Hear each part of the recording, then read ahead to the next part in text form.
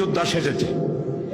মরহুম শেখ মুজিব, আমি আমার প্রিয় ছাত্রদেরকে বলতে চাই, মরহুম শেখ মুজিব মুক্তিযুদ্ধায় অংশগ্রহণ করে নাই।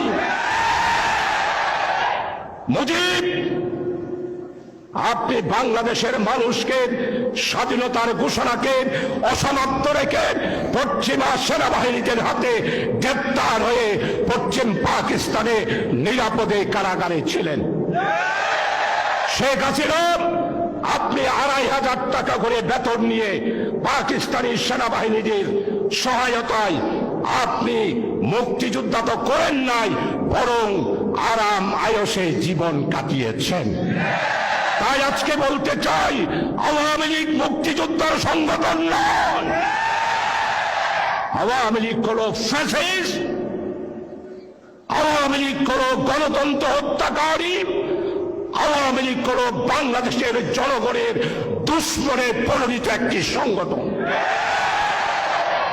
প্রিয় ভাইয়েরা, তাদের ছাত্র সংগঠন যার নাম ছাত্রলীগ, এই ছাত্রলীগ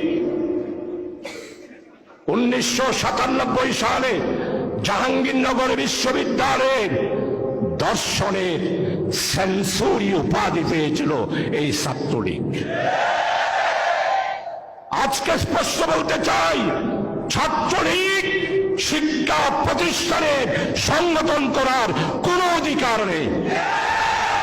কারণ এই ছাত্রলীগ বৈষম্য বিরোধী ছাত্র আন্দোলনের ছাত্র জনতার উপর ঢাকা বিশ্ববিদ্যালয়ে গুলি চালিয়েছে, চট্টগ্রামের মুরাদপুরে গুলি চালিয়েছে।